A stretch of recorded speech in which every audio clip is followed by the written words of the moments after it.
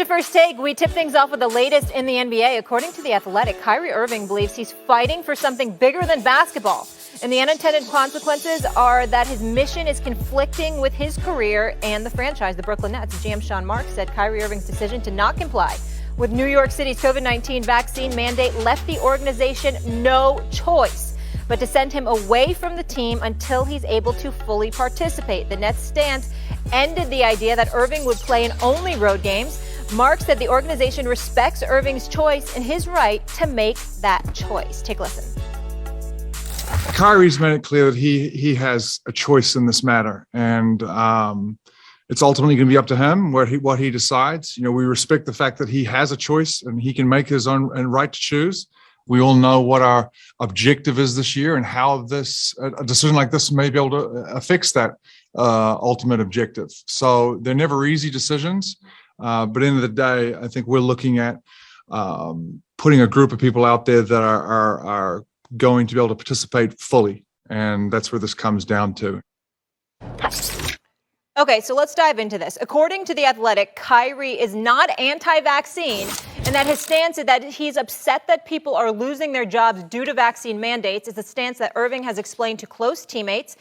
To him, this is about a grander fight than the one on the court, and Irving is challenging a perceived control of society and people's livelihood. According to sources with knowledge of Irving's mindset, it's a decision that he believes he's capable to make given his current life dynamics. Kyrie wants to be a voice for the voiceless. Kyrie himself has chosen so far to not speak publicly, though, about his views. If this story is true, Stephen A., I'll start with you here. A lot to unpack. Marcus Spears also here with us, and Jay Williams. Good morning, gentlemen. Thank you so much for being here. We got a lot to get into, so we'll dive right into it here. Stephen A., should our position on Kyrie change? Yes, it should change in regards to Kyrie. It should be even worse than we originally imagined. You know, I have to be, and I try to be, incredibly careful, fellas, in terms of I try to focus on what you do, not who you are. People make mistakes. None of us are flawless. All of us have made mistakes. We'll continue to make mistakes. None of us are perfect, and we get all of that. But I've been covering the NBA now for almost 25 years. I mean, this is some of the stupidest nonsense I've ever seen. Just flat out stupid. So let me get this straight. So if the reports are true, because we don't know whether they are or not, okay, but let's give credit to Sham and others who have reported this. It is what it is. Let's go with that, okay? If it is true, Jay, if it is true, Marcus, so you don't have a problem with taking the vaccine? Your position is that you're going to sit up there and compromise the championship aspirations of an organization you signed on to represent. You coaxed Kevin Durant into signing on to represent. You played the role in coaxing James Harden into signing on to represent. You're going to compromise all of that because you want to give a voice to the voiceless. Really? And how is that going to work out for you, Kyrie Irving? You're going to disappear from the game of basketball? Who the hell is going to be interested in what you have to say when you have proven that you can't even be trusted enough to do your damn job? A job you volunteered for. This ain't the military where you were drafted.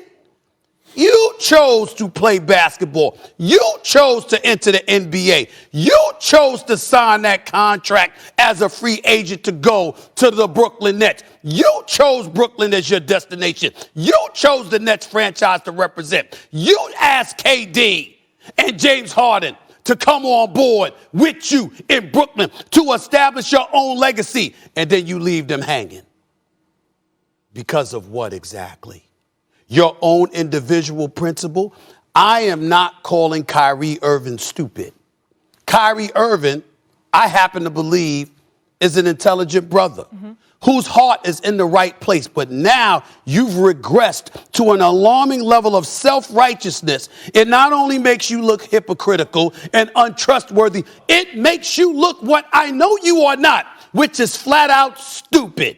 It's the stupidest thing that I think I've encountered with an NBA player. You gonna sit up there and not play and not take a vaccine that evidently it's not you. You don't have a problem with it according to the reports. You just want to give a voice to the voiceless? Really? You know what? I'm going to stop myself, Molly, let me say something. Marcus, Let me say something about Jay, hypocrisy. I'm not going to say anything else right now because I'm scared. I'm actually scared for the rest of the show. Okay. And it wasn't what I might say. All right. Go ahead. Jay, before I come to you, because I know you have information on this subject, I just want to say, Stephen A., when you bring up the issue hypocrisy, I think there's two issues that stand out to me. One, he wants to be a voice for the voiceless, but we haven't heard from him. So if you want to stand up, you have to speak out on these issues so we understand. We can't just, hear a story and we're not even sure whether it's true or not. And the other piece is that he's upset about people losing their jobs. But what about all the people that lost their lives during this pandemic? God, no. That's another piece of hypocrisy. So those are the two issues I struggle with. I love a philanthropic heart, but it just doesn't seem to be consistent here, Jay.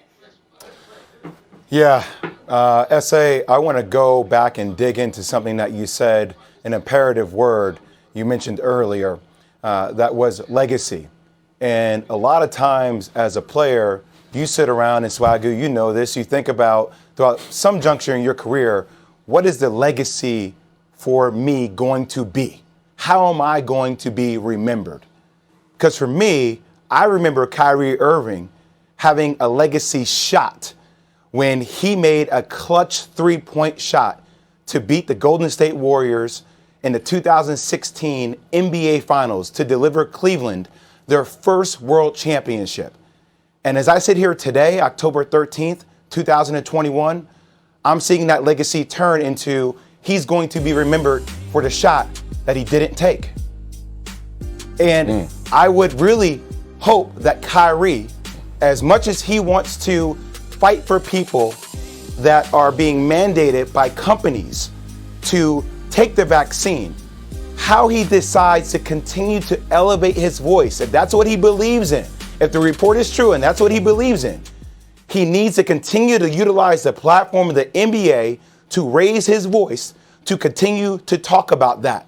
Because he needs to spend more time thinking about what is the legacy of Kyrie Irving going to be?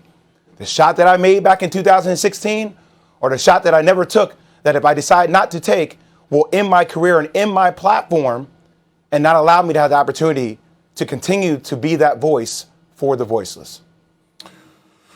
So see, this is why sometimes you need more time to talk about these subjects because it's very nuanced. But what I will say is this, and listening to Stephen A. and you, Jay Will, the voice for the voiceless, right? We sitting here as three black men.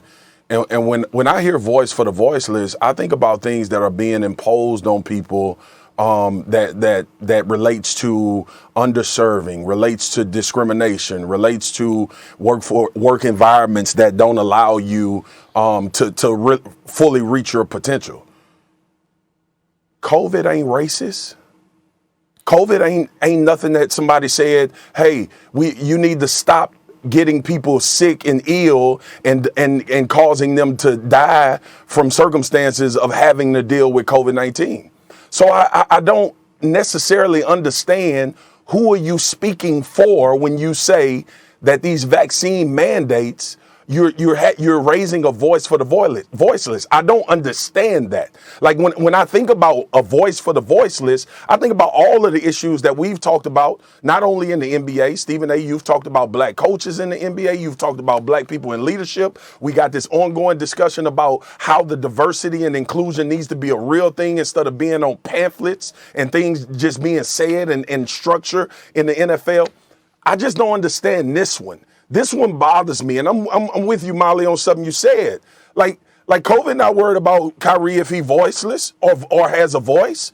Like I tell y'all again, I had an aunt that spent 3 months in the hospital, touch and go for 2 months. This is not anything I heard about or read about. This is something that I absolutely saw. Not only drain on her, drain on her children, drain on my mother, who is a sister, and the family. And not one time did I think that if somebody was to mandate this vaccine, that it would have to be a situation where you had to have an athlete stand up and say, I want to represent the people that don't want to take a vaccine that are losing their positions. Man, these companies don't care about that. Like, what? Who are you being a voice for? If you're being a voice for people that are not choosing to take a vaccine, that work for companies that are saying we want a vaccine mandate, that's the bottom line. That is their right. We work for ESPN. We work for Disney. We have a vaccine mandate at this company. And it is simple as this. If you don't want to take it, you will no longer have a job. Those are the consequences. Those are the things that you have to deal with, and you have to make a personal decision. Well, yes, if you choose not to. That's the bottom line. So the voice for the voiceless. And oh, by the way, okay, you got a lot of people in this country that had to take the vaccine that didn't want to take to so they could continue on with their livelihood and taking care of their family. They put that at the forefront of not deciding to take a vaccine. Kyrie is worth over $200 million. Hey, people out there that's not taking these vaccines, you stand on what you stand on. But the bottom line is you ain't in the same position Kyrie Irving is in. Well, Facts here's on the that. deal. It's a couple of things. Number one, to throw this out there, New York and California, mainly San Francisco and Los Angeles is the two cities, and along with New York City are the only ones with the mandate at this particular moment in time. I do not believe that will last. I ultimately think that is something that would spread, no pun intended, and as a result, you'll see restrictions and mandates being handed down across NBA cities throughout this country. That's what I believe, personally, even though some people would ask why those are only 3 cities with the mandate at this particular moment in time. That's something we could get into another day. You also have some people out there that are talking about how Kyrie Irving will have a huge lawsuit, and he'll win or whatever. Shut the hell up. Ain't nobody trying to hear that either, okay? Here's the bottom line. What you went to last, Marcus, when you talked about Kyrie Irving has earned over $200 million in his career, probably more. Here's the reality. That's really why you're taking this position. You see, this is the kind of stuff that annoys me. And I remember I've said this on numerous occasions when people were talking about, you got players that come into the league and they talk about keeping it real, being authentic and all of this other stuff. And I remember when one player, I brought up how he rolled up in the draft. And you rolled up in the draft and you had on suits and your hair was cut just nice and you were looking sharp as hell and the whole stuff. Why? Because you were trying to get your money. Then once you got your money, now you want to tell everybody